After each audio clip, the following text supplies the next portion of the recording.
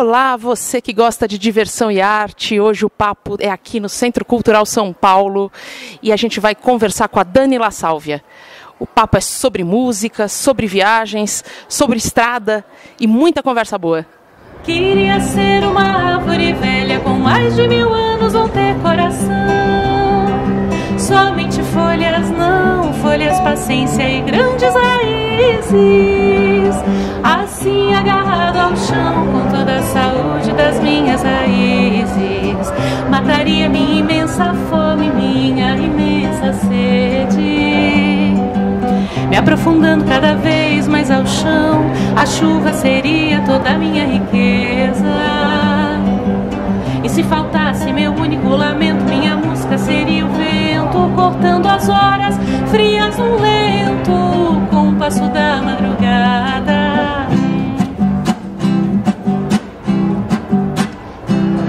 Dani, primeiro, obrigadíssima dessa conversa aqui. A nossa história, a nossa estrada começa lá na adolescência, né? E parece fácil conversar com quem a gente conhece, mas é muito mais complicado. A gente fica pensando o que perguntar, né? Tem tanta coisa para falar. É verdade, é tanta história, né, Bia? Eu acho que, assim, só quando a gente se encontra, a gente relembrando poucas passagens, assim, foram tantas que quando a gente começa a desfiar o rosário, assim, a gente vê que o novelo é muito maior do que o que a gente pensava, né? Muita história mesmo, muitos anos. Um prazer. Prazer é meu estar aqui, poder falar um pouquinho do trabalho e poder falar, como a gente comentava antes de começar o programa, com essa intimidade, com essa leveza, soltura. É tão gostoso a gente não estar enquadrado em nada e poder contar como um bom papo, que é uma delícia sempre. Né? Trocar uma ideia, né, como a gente faz todo dia aqui. Eu queria te perguntar, Dani, para começar aí, para a gente começar a contar uma história, conta pra gente, tenta aí traçar pra gente um trajeto aí profissional, né? Como é que você foi parar no palco? Porque eu acho que tem umas histórias muito interessantes aí pra gente contar sobre isso, né? Tem. Nossa, é uma longa jornada, assim. Na verdade, comecei muito na música muito pequena, assim, fazendo aulas de música desde os 8 anos de idade e tal, mas profissionalmente a coisa se concretizou mesmo com uma pessoa muito querida, muito especial, que foi um mestre na minha vida, que foi o Dércio Marques. Foi ele que me convidou para os primeiros shows, para as primeiras gravações, e antes disso eu já adorava cantar, mas eu era muito tímida, e ele foi a pessoa que me acolheu, que me pegou pela mão e falou: vamos, vamos por esse caminho que você não vai se arrepender. E antes disso eu estudei um pouquinho de canto lírico, estudei canto popular, me aventurei por algumas viagens por aí, fui estudar na Rússia, fui para o Chile, enfim, tantas histórias aí, até reencontrá-lo de novo e ele então me fazer esse convite. A partir daí então a gente viajou o Brasil inteiro se apresentando, dando oficinas, fazendo trabalhos com crianças. Nossa, a gente conheceu um Brasil que me surpreendeu, um Brasil que eu realmente não conhecia e que eu tenho muito orgulho de ter aprendido muito com esse Brasil que o Brasil não conhece, na verdade. E que é verdade, né? Não conhece até hoje. Eu acho que isso é quanta coisa tem para se descobrir aí pelas estradas, né? Eu estava aqui lembrando que uma das primeiras experiências, entre tantas, né? Mas uma das primeiras experiências aí, inclusive, de estar todo mundo em palco, foi um show aqui no Centro Cultural do Dércio, na década de 90, não sei se você lembra disso, né? Na sala aqui, em que ele pôs todo mundo cantando, né? Até eu fui cantar e eu não canto nada. Um dos primeiros momentos aí que a gente teve, acho, desses encontros que depois foram muitos, né? Depois você tem um primeiro disco, né, que é o Madrigaia, e eu acho muito interessante, assim, Que escolha é essa? Assim, como é que você pensa a música? Porque a tua música, ela é absolutamente impossível de ser enquadrada em alguma coisa, em algum rótulo. E tem muito a ver com essa coisa das suas experiências, porque você falou do Chile, mas você passou por outros tantos territórios aí pelo mundo, tanto indo até esses lugares, quanto também trazendo essas referências, né? Em primeiro lugar, assim, uma coisa que me agrada muito é o não rótulo, né? Tem gente que fala, fulana é cantora regional, é cantora isso, é cantora aquilo. Como eu acho que a gente pode ser o que a gente quiser e a música ela é abrangente, ela é universal, eu acho que a gente tem essa liberdade de viajar por onde a gente quiser. E quando a gente ainda vai fisicamente, conhece essas culturas, essas pessoas e absorve, porque fatalmente isso acontece, você quando vai para um lugar, você não volta o mesmo. Né? Você volta transformado, você volta encantado ou não com tudo que você vê, né? As pessoas te transformam, a cultura te transforma, a paisagem te transforma. Então o Madrigaia é um pouco fruto dessas transformações, na verdade dessas andanças e de uma vontade de contar uma história desde os primórdios do que a gente na verdade. O Madrigaia, quando a gente começou, que na verdade surgiu como um projeto falando das águas, se ampliou, porque foram muitas as dificuldades para a gente até viabilizar o projeto financeiramente, e como demorou um tempo, que acontece? O projeto se ampliou, então daí teve a necessidade de trazer as influências que então a gente tinha capturado por aí nas andanças. E aí o Madrigaia acabou vingando num momento em que eu tinha muito essa necessidade de começar nos primórdios. Então falando da música indígena, falando do tripé que forma um pouco a nossa cultura, que é o negro, o índio e o português, né, o branco. Então nesse trabalho, por isso a escolha do repertório de gravar um fado, de gravar uma música falando da questão indígena do Brasil, falando dos negros, falando dessa influência africana, maravilhosa. Então, o Madrigaia foi um pouco fruto disso, fruto da experiência das viagens e com a direção do Dércio, que abençoou esse trabalho também, né? Vida de água é uma beleza, vitalidade é só pureza, cristalina bebida abençoada, substância divina.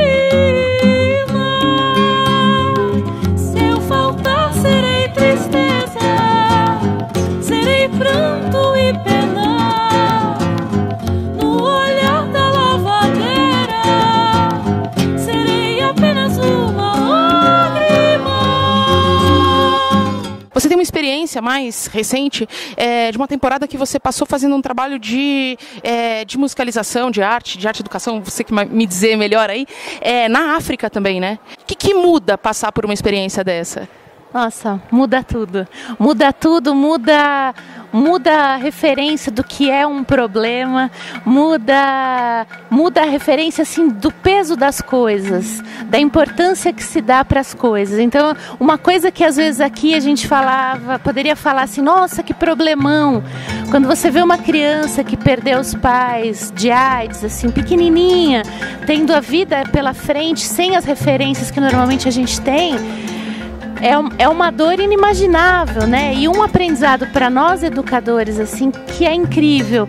E passar pela África, eu acho que é uma experiência, assim, mesmo que curta, como foi meu caso, é uma experiência, assim, que de alguma forma você reconhece nela como mãe, como colo que a gente faz parte, né? Então, as crianças, assim, você não precisa fazer nada, elas já trazem um ritmo inato, assim, é uma coisa que ela já sai dançando, ela já sai, é uma facilidade de expressão corporal e ritmo que é tocante, assim, é tocante. Na verdade, eu acho que eu aprendi muito mais do que ensinei, né?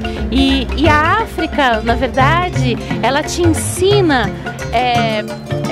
te contextualiza tanta coisa que você nem sabia que vinha dela.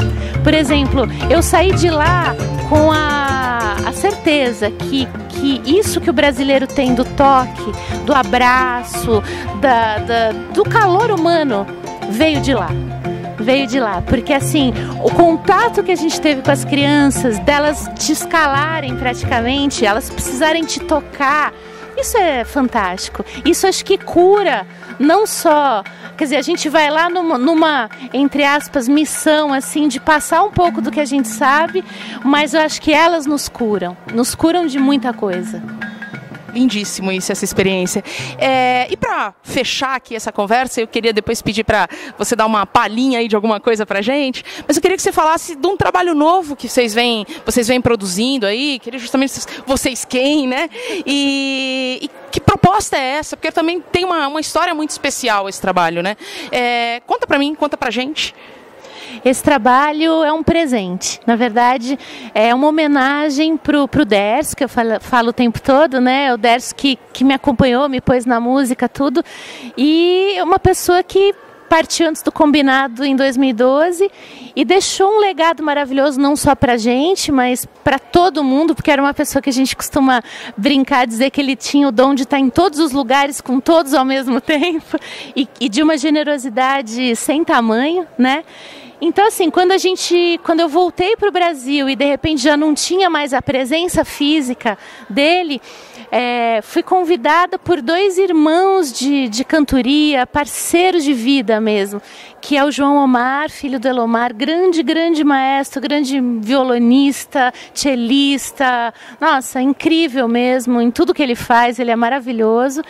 E o Cal Alves, que na minha opinião é um dos maiores arranjadores do Brasil.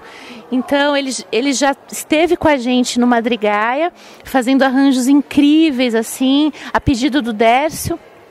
E aí entrando em contato com ele, que também é um grande violonista, pesquisador, sabe tudo de música latina, música brasileira, enfim. São duas referências que quando eles me convidaram a fazer um show em homenagem, um espetáculo em homenagem ao Dércio em Vitória da Conquista, na Bahia. Assim, para mim isso já veio como um presente. Quando a gente então consolidou isso e a gente ainda teve fechamos esse ciclo de ensaios para o show com chave de ouro, com a presença do próprio Elomar, se emocionando nos ensaios e nos fazendo até um pedido que a gente gravasse isso, registrasse isso em CD. No dia seguinte, o Cal, 7 horas da manhã, batendo na nossa porta e falando, olha, vamos gravar o show, o espetáculo foi muito bonito, eu acho que ele está aqui com a gente, regendo tudo isso, é um movimento que assim, a gente tem que desaguar, na verdade, a nossa saudade, a nossa gratidão por tudo que ele nos fez, por tudo que ele assim, foi presente na nossa vida pessoal e profissional. Tá na hora da gente devolver isso para ele em forma de homenagem, em forma de gratidão. Então, esse disco a gente fez na cara e na coragem, sem patrocínio, sem nada, assim, começamos.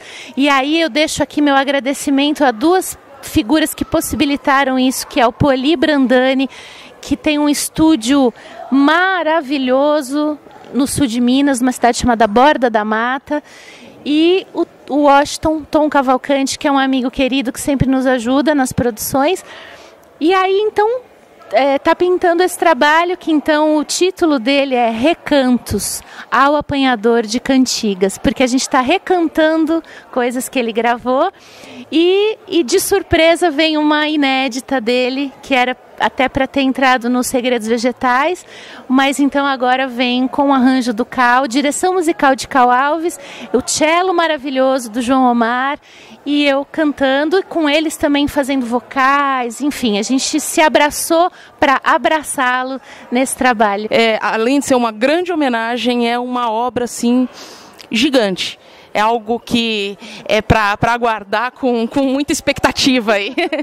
E deixo já de antemão a todos os compositores que cederam as suas maravilhosas obras para que a gente gravasse, já deixo meu agradecimento, porque sem eles também a gente não teria esse material. E fica essa gratidão. Assim, acho que o trabalho tá tão bonito porque o nosso coração tá todo lá, dizendo obrigado, Dércio, por tudo que você deixou, por tudo que você nos ensinou e agora essa vontade da gente dividir isso com esse público que sabe da grandeza que foi o Dércio, né? Muitíssimo obrigada, Dani. Eu queria pedir para você tocar um pouquinho pra gente. Topa? Topo.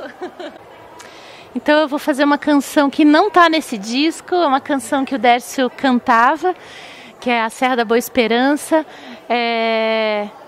para lembrar um pouquinho dele. A gente falou tanto dele hoje.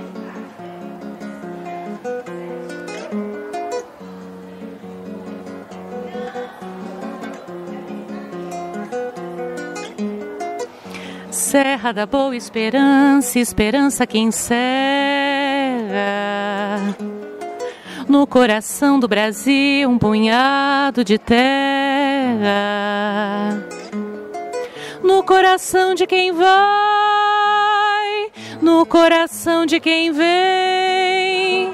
Serra da Boa Esperança, meu último bem. Serra da Boa Esperança, não tenhas receio. Hei de guardar tua imagem com a graça de Deus. Ó minha serra, eis a hora do adeus. Vou-me embora, deixo a luz do olhar no teu luar. Adeus, tem que chorar assim, tem que chorar assim, a viola, chorar assim. Ai, quem me mostrava esse caminho longe, quem me mostrava esse caminho longe, esse caminho para Santo Tomé.